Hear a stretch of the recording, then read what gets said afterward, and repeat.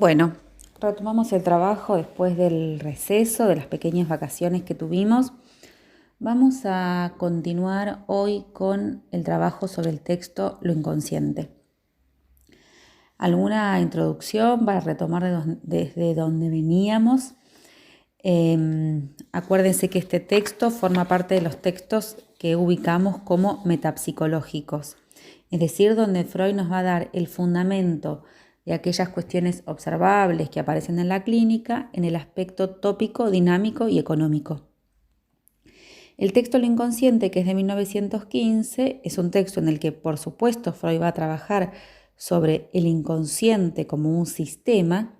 Recuerden que en el capítulo 2 situamos la multivocidad de lo inconsciente y el punto de vista tópico, es decir, volvimos otra vez sobre la cuestión de los distintos usos del término inconsciente, o como dice Freud en este texto, de que existen actos psíquicos de diversa dignidad que coinciden en ser inconscientes, y entonces produce esa distinción entre aquello que es latente, que pertenece al sistema preconsciente, y aquellos actos psíquicos, podríamos decir, que son inconscientes en tanto que reprimidos, y que entonces nos permiten dar cuenta del inconsciente en un sentido sistemático, perteneciendo al sistema inconsciente, detentando ciertas propiedades que son propias de un sistema y que coincide con aquello que en el texto Nota sobre el concepto del inconsciente en psicoanálisis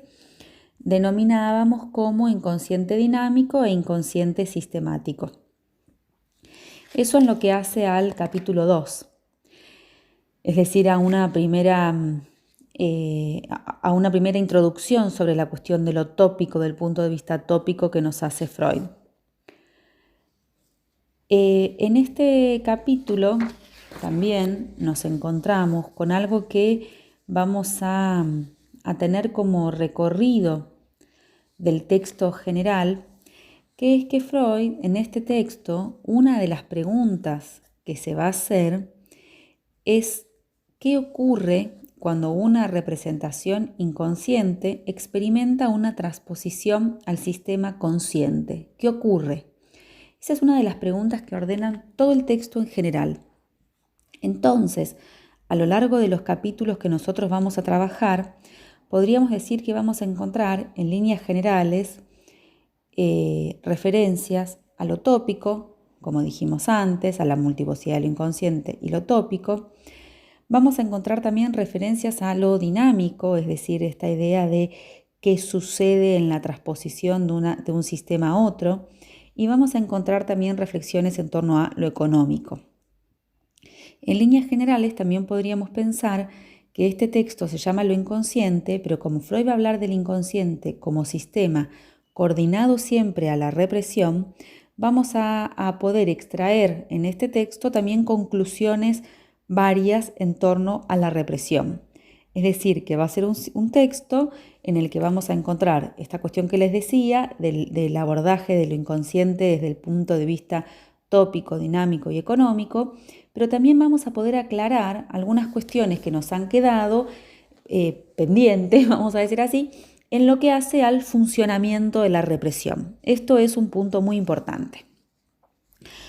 Volviendo a la cuestión de esta pregunta que situábamos, que recorre el texto, que es la de qué ocurre si una representación inconsciente experimenta la transposición al sistema consciente. Fíjense que la pregunta está formulada de esta forma, del inconsciente al sistema consciente. Lo que yo quiero dejarles en este primer audio introductorio es la idea de que esta pregunta ustedes la van a encontrar, Freud la formula en el capítulo 2, pero ustedes la van a encontrar en distintos capítulos de este texto. Van a encontrar unas primeras hipótesis en el punto 2, que Freud va a seguir trabajando en el punto 4, y van a encontrar luego que esta pregunta, vamos a decir así, encuentra una nueva e importantísima hipótesis más adelante en el texto, en el último punto que nosotros tenemos para trabajar, que es el punto o el capítulo 7, que se titula El discernimiento de lo inconsciente.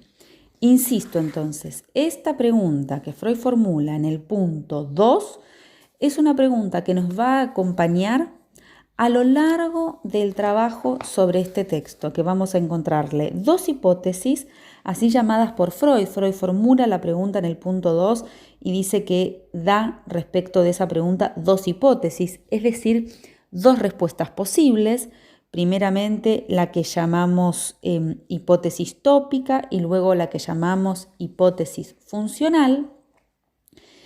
Y más adelante en el texto, la hipótesis tópica la trabaja especialmente en el punto 2, la hipótesis funcional la trabaja especialmente en el capítulo 4, y hacia el capítulo 7, es decir, el último punto que nosotros vamos a encontrar, vamos a dar con una nueva respuesta posible a esta pregunta, que es la que va a trabajar por la vía de lo que vamos a llamar representación cosa y representación palabra.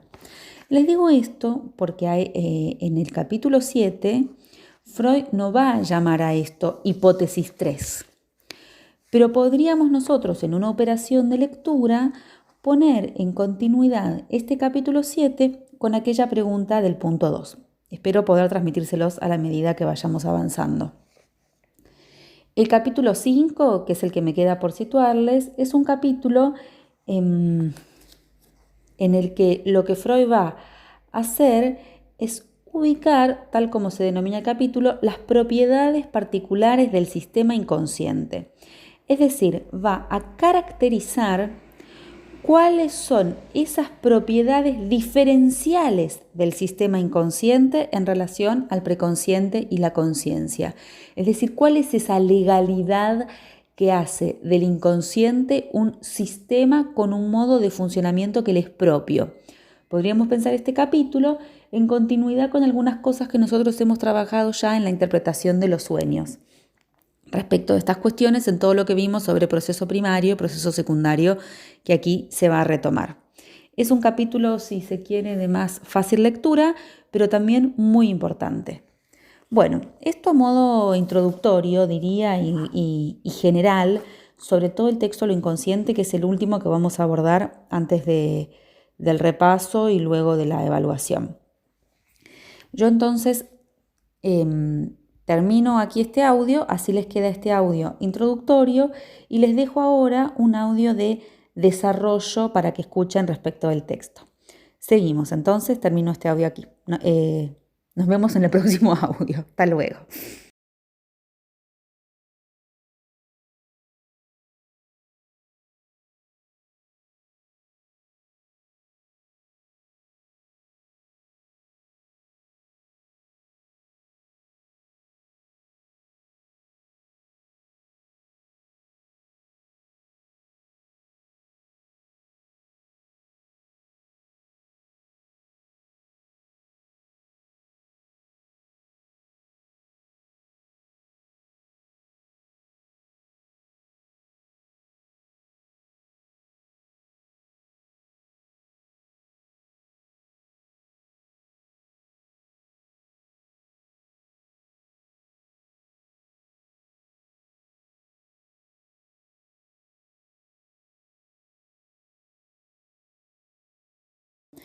Vamos a empezar a trabajar ahora sobre un texto de 1915 que se llama La represión y que nos va a introducir, ahora sí, francamente, en el grupo de textos que se conoce con el nombre de trabajo sobre metapsicología.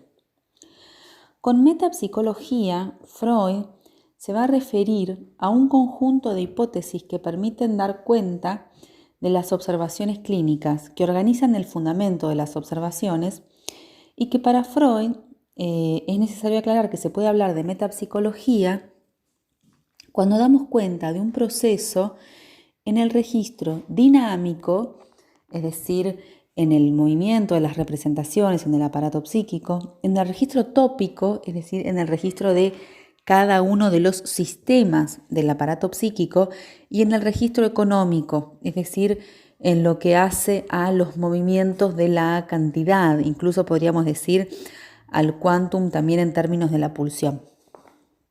Freud entonces comienza este texto, La represión, recordándonos que la represión, justamente, perdón la redundancia, es uno de los destinos de la pulsión y la ubica como punto intermedio entre la huida y el juicio adverso. Continúa haciéndose una pregunta que es fundamental y que nos acompaña ya desde el manuscrito K, podríamos pensar, que es ¿por qué sería reprimida una emoción pulsional? Esa es la pregunta. ¿Por qué una emoción pulsional se reprime? Teníamos hasta ahora la respuesta del manuscrito K, que no trabajaba todavía en torno a la pulsión propiamente, pero se preguntaba por qué actúa la defensa.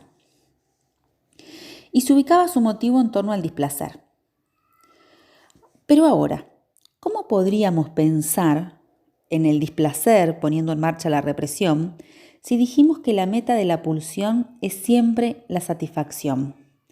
¿Coincidirían entonces placer y satisfacción?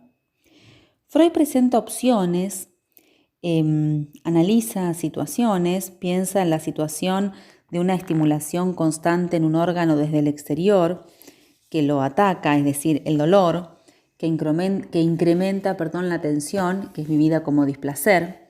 Esto sería similar a la acción de una pulsión, pero su meta sería solo la cancelación de esa tensión, no la satisfacción, y no se obtiene de allí un placer directo, una ganancia de placer directa.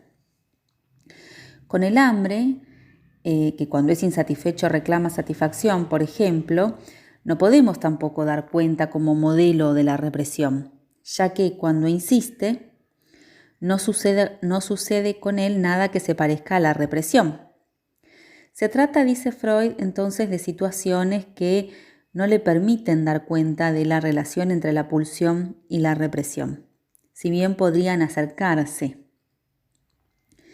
y que tampoco, por otro lado, introducen ni una ganancia de placer directa, ni producen un displacer que llame a la represión. En este punto, Freud cree que si bien la satisfacción es en sí misma siempre placentera, esto es muy importante lo que Freud va a situar en este texto, repito, que si bien la satisfacción es en sí misma siempre placentera, podría ser inconciliable con otras exigencias y designios.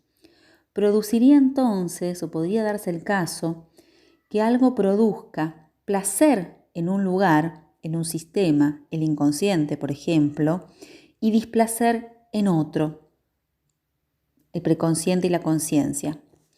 Entonces, el motivo de la represión para Freud va a ser que el displacer cobre un poder mayor que el placer de la satisfacción, teniendo en cuenta esa salvedad que es que algo pueda producir placer para el inconsciente y displacer para el preconsciente, el yo. Por otro lado, Freud puntualiza que la esencia, que lo prototípico de la represión es rechazar algo de la conciencia y acentúo mantenerlo alejada de ella. No basta con alejarlo, hay que mantener algo alejado de la conciencia. La represión no está desde el inicio, no es el único destino de la pulsión. Nosotros sabemos de los destinos pre-represivos de la pulsión, la mudanza a lo contrario y la vuelta sobre la propia persona, y de ese otro destino de la pulsión que es la sublimación. Tenemos algo más que ya sabemos, que es que la represión y el inconsciente son correlativos. Ya lo veníamos afirmando y en notas, el texto anterior, también se empieza a afirmar. El inconsciente, cuando hablamos de inconsciente en este momento, de inconsciente dinámico, estamos hablando del inconsciente reprimido. No podemos dar cuenta del uno sin la otra. En este texto, entonces, Freud va a intentar dar cuenta de cómo se estructura el inconsciente y dice que para eso va a ser necesario suponer la acción de lo que él va a llamar una primer fase de la represión. Entonces, a partir de allí, digamos, y tomando algunas cuestiones que nosotros ya hemos ido trabajando, yo los invito a que ustedes puedan ir situando en el texto las fases de la represión que Freud trabaja. Yo me adelanto ya algo de la lectura y les dejo y los invito a que lean, y en el audio de la semana que viene agregamos en cualquier caso algo más sobre el texto La represión y empezamos a avanzar hacia lo inconsciente. No quiero esta semana atosigarlos con demasiadas cuestiones. Pero insisto, dejo algunas líneas iniciales para empezar el trabajo. Freud va a situar fases de la represión. Va a hablar de una primera fase de la represión o represión primaria. Va a hablar de lo que va a llamar la segunda fase de la represión, que es la represión secundaria, que es, dicho rápidamente, de la que nosotros hasta aquí hemos hablado.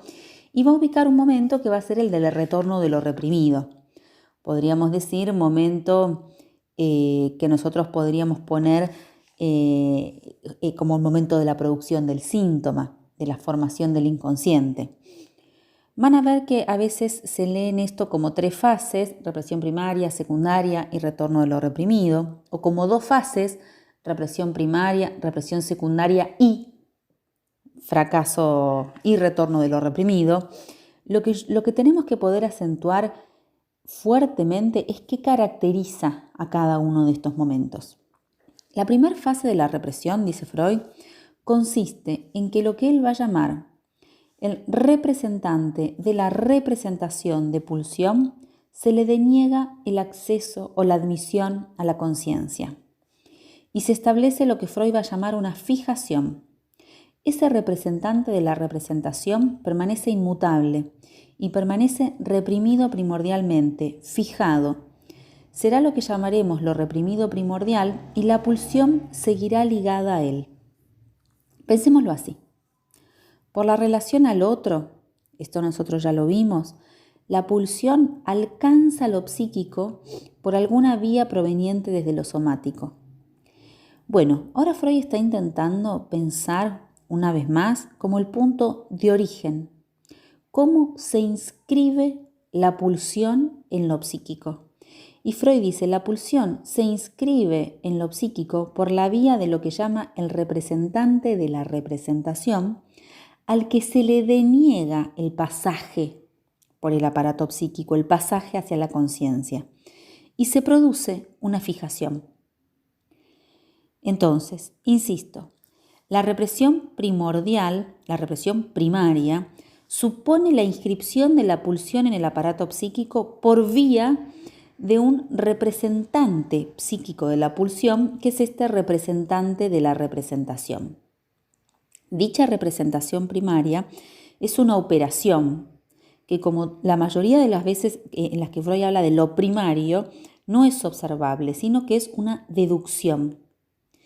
Y a la vez es una deducción no observable necesaria para pensar la estructura de lo que vamos a llamar la primera tópica. La primera tópica es ese ordenamiento en topos, en sistemas, en lugares, que es la conciencia preconsciente e inconsciente.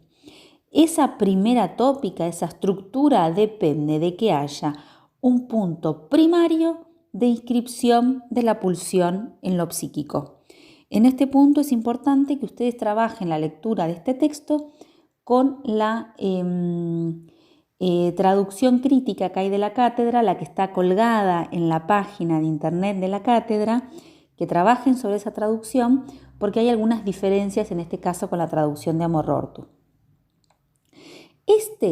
Esto reprimido primordial, el representante de la representación que dijimos se fija a lo psíquico, no retorna. Es decir, que la represión primaria no fracasa, funda funda la posibilidad de que haya un distingo entre la conciencia y el inconsciente, pero no retorna, permanece fijado. La segunda fase de la represión es lo que llamamos represión secundaria o también represión propiamente dicha. Y Freud dice, recae sobre los retoños de ese representante reprimido primordialmente. Es decir, que la pulsión se fija a través de la represión primaria en el que se fija el representante de la representación.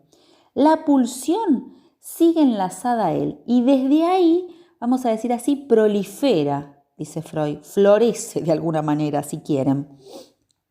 Por eso Freud dice, la represión secundaria no cae sobre ese representante de la representación, sino sobre los retoños psíquicos de aquello reprimido primordialmente. En ese sentido, la segunda fase de la represión es una post-represión, dice Freud. La represión primaria es condición para que se produzca la represión secundaria o propiamente dicha. Esta represión secundaria propiamente dicha es la que falla, es la que produce los retornos de lo reprimido, es la que suponemos en la acción detrás del síntoma, de los sueños o del lapsus. Para que se produzca entonces la represión secundaria, se trata de un rechazo de una representación. Se trata de una repulsión.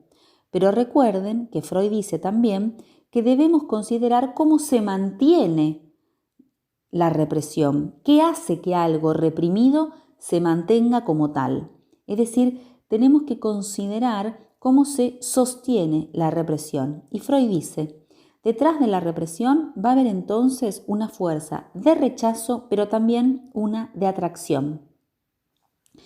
Aquello reprimido primordialmente, dice Freud, funciona como una fuerza de atracción de lo reprimido secundariamente, que colabora para que lo reprimido secundariamente se sostenga reprimido.